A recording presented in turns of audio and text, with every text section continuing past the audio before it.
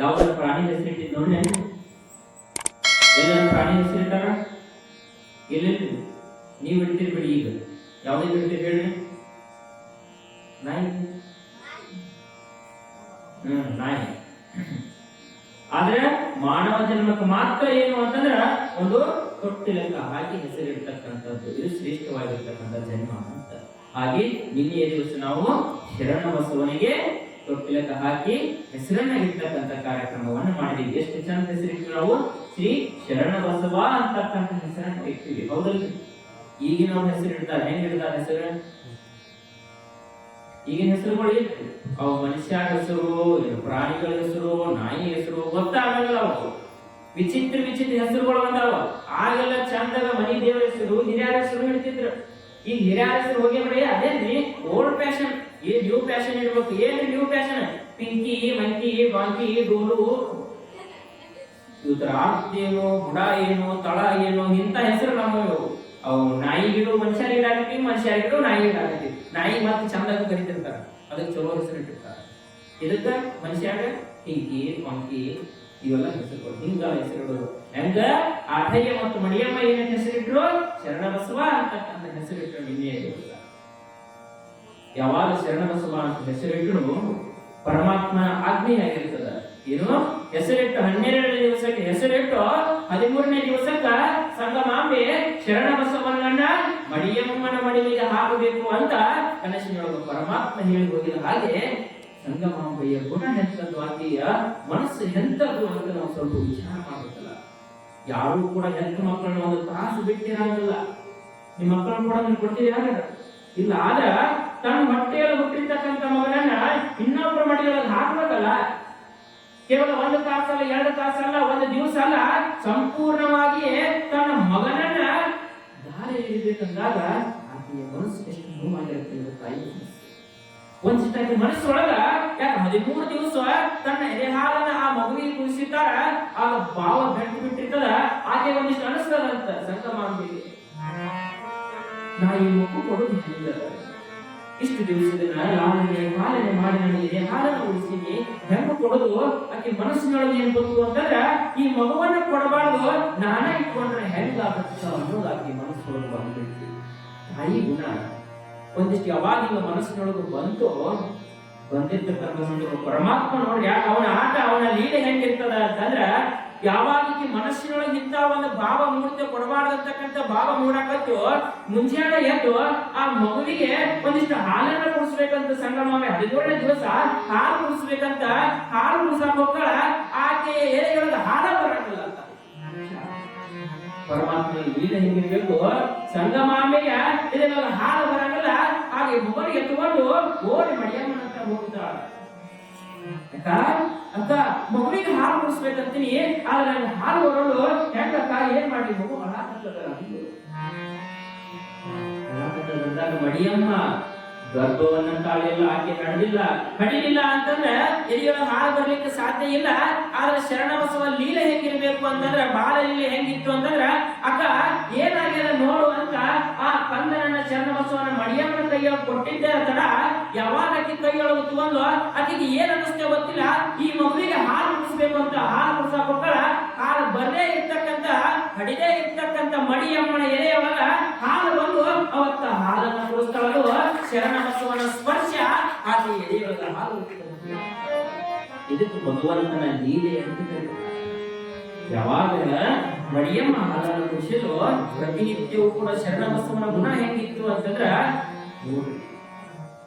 ಮುಂಜಾನೆ ಎದ್ದು ಮುಖವನ್ನು ತೊಳೆಯದೆ ತಾಯಿ ಏನಾದ್ರೂ ಹಾಲನ್ನು ಕುಡಿಸ್ಲಿಕ್ಕೆ ಹೋದ್ರ ಶರಣಬಸವ ಹಾಲು ಕುಡಿತಿರಲಿಲ್ಲ. ಹಾಲ ಲೀಲೆ ಅಂತ.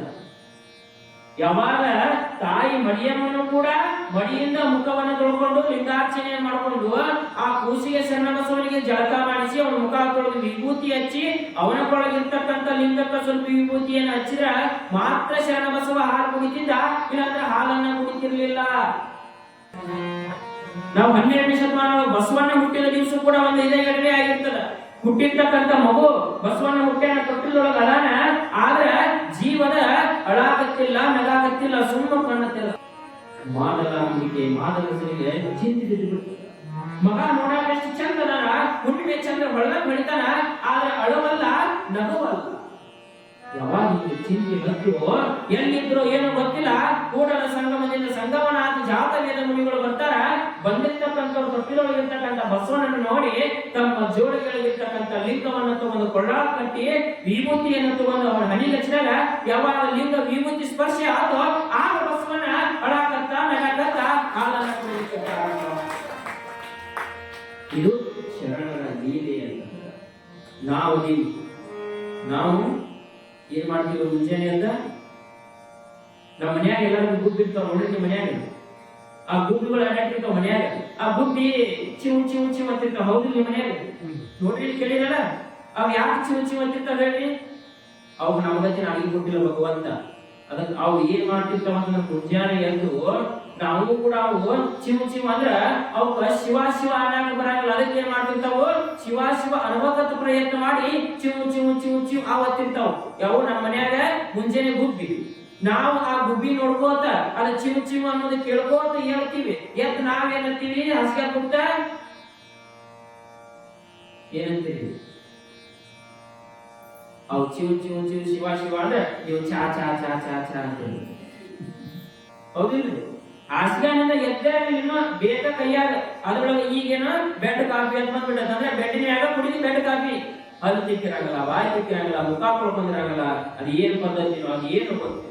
ಆದ್ರ ಶರಣ ಬಸವ ಇನ್ನೂ ಬಹಳ ಲೀಲೆ, ಇನ್ನೂ ತೊಟ್ಟುಲ್ದಾಳದಾನ ಅಂದ್ರೂ ಕೂಡ ಅವನ ಗುಣ ಎಂತದಿತ್ತು, ಅವನ ಸಂಸ್ಕಾರ ಎಂತದಿತ್ತು ಅಂತಂದ್ರ ಯಾಕ ಅವನ ನಂದೀಶ ಪರಮಾತ್ಮನ ಸ್ವರೂಪ ನಂದೀಶನಾಗಿ ಬಂದಿದ್ದ. ಮುಖ ಮಾಡಿದೆ ಮರಿಯಮ್ಮನ ಕೂಡ ಅವನನ್ನ ಹಾಗೆಯೇ ಬೆಳೆಸಲಿಕ್ಕೆ ಪ್ರಾರಂಭ ಮಾಡ್ತಾಳ. ಮುಂಜಾನೆ ಎದ್ದು ಒಂದಿಷ್ಟು ಮುಖವನ್ನು ತೊಳೆದು ವಿಭೂತಿ ಹಚ್ಚಿ ಆ ಮಗುವಿಗೆ ಒಂದಿಷ್ಟು ಲಿಂಗ ಪೂಜೆಯನ್ನು ಮಾಡಿ ಬೆಳೆಸ್ತಾ ಬರ್ತಾಳ. ತಾಯಿಯೇ ತನ್ನ ಎದೆ ಹಾಲನ್ನ ಅತ್ಯಂತ ಪ್ರೀತಿಯಿಂದ ಆ ಮಗುವಿಗೆ ಕೂಡಿಸ್ತಾ ಇಲ್ಲಿ ತಾಯಿಯ ಎದೆ ಹಾಲು ಅಂತ ಬರ್ತದಲ್ಲ. ತಾಯಿ ನಾವು ಮಕ್ಕಳಿಗೆ ಸಂಸ್ಕಾರ ಏನ್ ಹೇಳಿದ ಸಂಸ್ಕಾರ ಅಂತ ಎಲ್ಲಿಂದ ಪ್ರಾರಂಭ ಆಗುತ್ತೆ ಸಂಸ್ಕಾರ ಅಂತಂದ್ರ ನಮಗ ಗರ್ಭದೊಳಗಿಂದನ ಸಂಸ್ಕಾರ ಪ್ರಾರಂಭ ಆಗುತ್ತೆ. ಎಲ್ಲಾ ಧರ್ಮದೊಳಗೆ ಏನು ಅಂತಂದ್ರೆ ಮಗು ಹುಟ್ಟಿದ ಮ್ಯಾಲ ಸಂಸ್ಕಾರಗಳು ಪ್ರಾರಂಭ. ಆದ್ರೆ ನಮ್ಮ ವೀರಶೈವ ಲಿಂಗಾಯತ ಧರ್ಮದೊಳಗೆ ಏನು ಗರ್ಭದೊಳಗಿರಾಗ ಸಂಸ್ಕಾರ ಪ್ರಾರಂಭ ಆಗೋದೇನು ಗರ್ಭಕ್ಕ ಲಿಂಗಧಾರಣೆ ಮಾಡುವ ಮುಖಾಂತರ ಸಂಸ್ಕಾರ ಪ್ರಾರಂಭ. ಅಲ್ಲಿಯಿಂದ ತಾಯಿಯ ಎದೆ ಹಾಲು ಕುಡಿಸುವುದು ಕೂಡ ಒಂದು ಸಂಸ್ಕಾರ. ಆಗಿನ ತಾಯಿಯಂದಿರೆಲ್ಲ ಏನ್ ಮಾಡ್ತಿದ್ರು ಅಂತಂದ್ರೆ ಮಕ್ಕಳಿಗೆ ಗಟ್ಟಿಯಾಗಿರ್ಲಪ್ಪ ನನ್ನ ಮಗ ಸದೃಢವಾಗಿರ್ಲಿ ಅಂತ ಏನ್ ಮಾಡ್ತಿದ್ರು ಅಂತಂದ್ರೆ 2 ವರ್ಷಗಳ ಕಾಲ ತಾಯಿ ಎದೆ ಹಾಲು ಕುಡಿಸ್ತಿದ್ರು. ಎಷ್ಟು? 2 ವರ್ಷಗಳ ಕಾಲ ತಾಯಿ ಎದೆ ಹಾಲು. ನಾವು ಅಮೃತ ಅಂತ ಕೇಳ್ತೀವಿ, ಹೌದಿಲ್ರಿ? ಅಮೃತ ಅಮೃತ ಅಂತ ಬರೀ ದೇವಲೋಕಗಳು ಒಂದು ಅಮೃತ ಐತಪ್ಪ ಅಂತ ಕೇಳ್ತೀವಿ. ಆದ್ರೆ ದೇವಲೋಕಗಳ ಅಮೃತ ಯಾರು ಕೊಟ್ಟಿಲ್ಲ. ಆದ್ರೆ ಅದ ಅಮೃತಕ್ಕಿಂತಲೂ ಶ್ರೇಷ್ಠವಾಗಿರ್ತಕ್ಕಂಥ ಇನ್ನೊಂದು ಅಮೃತ ಯಾವುದು ಅಂತಂದ್ರೆ ಅದು ಭೂಲೋಕದೊಳಗಿರ್ತಕ್ಕಂಥ ತಾಯಿ ಎದೆ ಹಾಲು. ಅಮೃತಕ್ಕಿಂತಲೂ ಕೂಡ ಶ್ರೇಷ್ಠವಾಗಿರ್ತಕ್ಕಂಥದ್ದು ತಾಯಿ ಎದೆ ಹಾಲು. ಅಂತ ಎದೆ ಹಾಲು ಮಕ್ಕಳಿಗೆ ಕನಿಷ್ಠವಾಗಿ 6 ತಿಂಗಳ ಮಕ್ಕಳಿಗೆ ಎದೆ ಹಾಲು. ಯಾಕೆ ಮಕ್ಕಳು ಗಟ್ಟಿ ಆಗುದ ತಾಯಿ ಎದೆ ಹಾಲದ ಹೊರಗಿನ ಏನ್ ಹಾಕಿದ್ರು ಮಕ್ಕಳು ಗಟ್ಟಿ ಆಗಲ್ಲ. ಶಿವಾಜಿ ಮಹಾರಾಜ ಯುದ್ಧ ಆಡಕ್ ಹೋಗಿರ್ತಾನೆ. ಆ ಯುದ್ಧ ಆಡೋ ಸಂದರ್ಭದೊಳಗೆ ನಾವು ಏನಾಗಿಬಿಡುತ್ತ ಒಂದಿಷ್ಟು ಯುದ್ಧ ಆಡೋ ಸಂದರ್ಭದಲ್ಲಿ ಎದೆ ಜಲ್ ಅಂದ್ಬಿಡ್ತೀವಿ. ಭಯ ಹುಟ್ಟಿ ಬಿಡ್ತೀವಿ ಅವನಿಗೆ. ಯಾವಾಗ ಭಯ ಹುಟ್ಟು ಆಗ ಮನೆಗೆ ಬಂದಿರ್ತಕ್ಕಂಥ ಸಂದರ್ಭದೊಳಗೆ ತಾಯಿ ಕೇಳ್ತಾನೆ ಜಿಜಾಬಾಯಿ, ಯವ್ವ ನೀನು ವೀರ ಮಾತೆಯದಿ, ನಾನು ಸಣ್ಣ ವಿರಾಗಿನೂ ಕೂಡ ನೀನು ಎದೆ ಹಾಲು ಕುಡ್ದ ಬೆಳೆದನಲ್ಲವಾ ಅಂತ ಪ್ರಶ್ನೆ ಮಾಡಿದವ ತಾಯಿಗೆ. ಯಾಕಪ್ಪ ಯಾಕೆ ಏನಾಯ್ತು ಅಂತ. ಇವತ್ತು ಎಂದೂ ಕೂಡ ನಾನು ಒಂದಿಷ್ಟು ಭಯ ಅನ್ನೋದ ಇದ್ದಿದ್ದಲ್ಲ ಯುದ್ಧ ಆಡಾಗ. ಆದ್ರೆ ಇವತ್ತು ಯುದ್ಧ ಮಾಡೋ ಸಂದರ್ಭದಲ್ಲಿ ಸ್ವಲ್ಪ ಎದಿ ಜಾಗು ಅಂದಾಗ ಆಗ ಜೇಜಾಬಾಯಿ ಅಂತಾಳ, ಹೌದು ಶಿವಾಜಿ, ಸಣ್ಣಾಗಿದ್ದಾಗ ಒಂದು ತಪ್ಪು ಹೇಳಿದ್ರು. ಏನ್ ತಪ್ಪು? ನಾನು ದೇವಸ್ಥಾನಕ್ಕೆ ಹೋಗಿದ್ದೆ, ನಿನ್ನ ಮನೆಯೊಳಗೆ ಮಕ್ಕೊಂಡಿದ್ದು ನೀನು, ನಿನ್ನ ಬಿಟ್ಟು ದೇವಸ್ಥಾನಕ್ಕೆ ಹೋಗಿದ್ಯಾ. ದೇವಸ್ಥಾನಕ್ಕೆ ಹೋಗಿ ಬರಬೇಕಾದ ಸಮಯ ಬಹಳ ಆಯ್ತು. ನೀ ಎದ್ದು ಬಹಳ ಅಳಾಕತ್ತಿದ್ಯಪ್ಪ. ನೀ ಅಳು ಸಂದರ್ಭದೊಳಗೆ ನಾನು ಸೇವಕಿ ಕೂಡ ಆಕಿನೂ ಕೂಡ ನಡೆದಿದ್ಲು. ಆಕಿ ಎದುರೊಳಗೆ ಹಾಲಿದ್ದು. ಆಕಿ ಏನ್ ಮಾಡಿದ್ಲು ಅಂತಂದ್ರ ಯಾಕೋ ಜೀಜಾಬಾಯಿ ಬರಲು ಈ ಮಗುವಿಗೆ ಹಾಲು ಕುಡಿಸ್ಬೇಕು ಅಂತ ತನ್ನ ಎದೆ ಹಾಲನ್ನ ಕುಡಿಸಾಕತ್ತಿದ್ಲು. ಸೇವಕಿ ಎದೆ ಹಾಲು ಕುಡಿಸಿದ ತಪ್ಪಲ್ಲ. ಆದ್ರ ಆಕಿ ಎದೆ ಹಾಲನ್ನ ಕುಡಿಸ್ಬೇಕಾಗಿತ್ತು ಅಂದ್ರ ಆಕಿ ಹೆಂಗ್ ಕುಡಿಸ್ತಿದ್ಲು ಅಂತಂದ್ರ ಜೀಜಾಬಾಯಿ ಬಂದು ನನ್ನ ಬೈತಾಳೋ ಏನೋ ಅಂತ ತನ್ನ ಹೃದಯದೊಳಗೆ ಒಂದಿಷ್ಟು ಭಯವನ್ನು ಇಟ್ಟುಕೊಂಡು ಎದೆ ಹಾಲು ಕುಡಿಸಿದ್ಲು. ಅದಕ್ಕೋಸ್ಕರ ನಿನಗೆ ಏನಾಗಿದೆ ಒಂದಿಷ್ಟು ಭಯ ಹುಟ್ಟಿದ ಅಂತ ಯಾರು ಜೀಜಾಬಾಯಿ ಅಂದ್ರ ತಾಯಿ ಯಾವ ಗುಣವನ್ನ ಯಾವ ಸ್ವಭಾವವನ್ನು ಇಟ್ಟುಕೊಂಡು ಮಕ್ಕಳಿಗೆ ಎದೆ ಹಾಲು ಕುಡಿಸ್ತಾರ ಅಷ್ಟು ಗಟ್ಟಿಮುಟ್ಟಾಗಿ ಆ ಸ್ವಭಾವದಿಂದ ಮಕ್ಕಳು ಬೆಳಲಿಕ್ಕೆ ಪ್ರಾರಂಭ ಆಗ್ತಾರೆ. ಅದಕ್ಕೆ ತಾಯಿ ಎದೆ ಹಾಲು ಕುಡಿಸ್ಬೇಕು ಅಂತ. ಆದ್ರೆ ಈಗಿನವ್ರು ಏನ್ ಮಾಡ್ತಾರೆ, 6 ತಿಂಗಳು ಕೂಡ ತಾಯಿ ಎದೆ ಹಾಲು ಕುಡಿಸಂಗಿಲ್ಲ. ಯಾಕ? ಇವ್ರು ಎದೆ ಹಾಲು ಕುಡಿಸಿದ್ರ ಇವ್ರ ಸೌಂದರ್ಯ ಕಮ್ಮಿ ಆಗುತ್ತೆ. ಈಗಿನವ್ರು ಎಲ್ಲಿ ಓದ್ಯಾರೋ, ಯಾವ ಡಾಕ್ಟರ್ ಹೇಳ್ಯಾರೋ, ಯಾವ ಹೇಳ್ಯಾರೋ ಗೊತ್ತಿಲ್ಲ, ಏನ್ ಮಕ್ಕಳಿಗೆ ಬಾಳ ಹಾಲು ಕುಡಿಸಿದ್ರ ನಿನ್ ಸೌಂದರ್ಯ ಹೋಗುತ್ತೆ. ಆಗ ಏನ್ ಮಾಡ್ತಾರ, ತಂದು ಕೊಟ್ಟು ಬಿಡ್ತಾರೆ. ಏನ್ರಿ? ಬಾಟ್ಲಿ. ಹೌದಾ? ಒಂದು ಬಾಟ್ಲಿ ತಂದ್ಕೊಟ್ಟು, ಯಾರು ತಂದ್ಕೊಟ್ರು? ತಾಯಿನ ಬಾಟ್ಲಿ ಕೊಟ್ರು ಕೈಯಾಗ. ಹೌದಾ? ತಾಯಿ ಬಾಟ್ಲಿ ಕೊಟ್ಟು ಅದ ಬಾಟ್ಲಿ ಏನಾಗುತ್ತ, ಮುಂದೆ ಬೆಳಿತಾ ಬೆಳಿತಾ ಬೆಳಿತಾ ಬೆಳಿತಾ ಮಗ ಈಗ ಅದ್ರೊಳಗೆ ಹಾಲು ಐತಿ, ಮುಂದೆ ಅವ ಏನ್ ಮಾಡ್ತಾನ, ಅದ್ರೊಳಗೆ ಆಲ್ಕೋಹಾಲ್ ಇಟ್ಕೊಂತ. ತಪ್ಪು ಯಾರಿಲ್ಲ. ಮೊದಲ ಹುಟ್ಟುತ್ತಾನೆ ಬಾಟ್ಲಿ ಇಡ್ಕೋಪ ಅಂತ ಕೈಯಾಗ ಬಾಟ್ಲಿ ಕೊಟ್ರಿ ಅಂತಂದ್ರ ಮುಂದೆ ಅವ ಬಾಟ್ಲಿನ ಹಿಡಿಯಾಮಲ್ಲ. ಅಂದ್ರ ತಾಯಿ ಕಲಿಸಿದ್ದ ಮೊದಲು ಬಾಟ್ಲಿ ಯಾರು ಕೊಟ್ರು? ಅದನ್ನ ಹಿಡಿಯಾಕ ಕಲಿಸಿದ ಯಾರು? ಬಾಟ್ಲಿ ತಾಯಿನ. ಮುಂದೆ ಹೋಗಿ ಅವ ದೊಡ್ಡ ಬಾಟ್ಲಿ ಹಿಡಿತಾನ.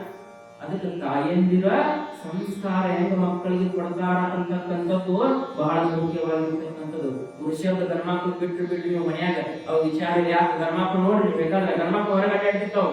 ಎಲ್ಲಾ ಮಕ್ಕಳು ಮಾಡ್ತಕ್ಕಂಥಕ್ಕೆ ತಾಯಿ.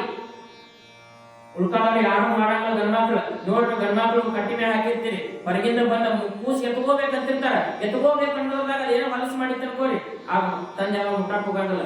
ಏ ಮಗ ನೋಡಿಲಿ ಏನೋ ಮನಸ್ಸು ಮಾಡೈತಿ ಬಾ ಅಂತ ತಾಯಿ ಕರೀತಾರ. ಆಕಿ ಬಂದು ಎಲ್ಲಾ ಸ್ವಚ್ಛ ಮಾಡಿ ಅದಕ್ಕೆಲ್ಲ ಪೌಡರ್ ಗಿಡರ್ ಹಚ್ಚಿದಾಗ ಆಗೇ ಬಾಕಂದ ಗರ್ಮ. ಹೌದಿಲ್ಲ? ಅದಕ್ಕ ತಾಯಿಯ ಪಾತ್ರ ಬಹಳ ಮುಖ್ಯವಾಗಿರ್ತಕ್ಕಂಥದ್ದು. ಅದಕ್ಕ ಮನೆಯೇ ಮೊದಲ ಪಾಠಶಾಲೆ, ತಾಯಿಯೇ ಮೊದಲ ಗುರು ಅಂತ ಕರೆದ್ರು. ತಂದೆ ಮೊದಲ ಗುರು ಅಂತ ಕರೀಲಿಲ್ಲ, ತಾಯಿಯೇ ಮೊದಲ ಗುರು ಅಂತ ಕರೆದ್ರು.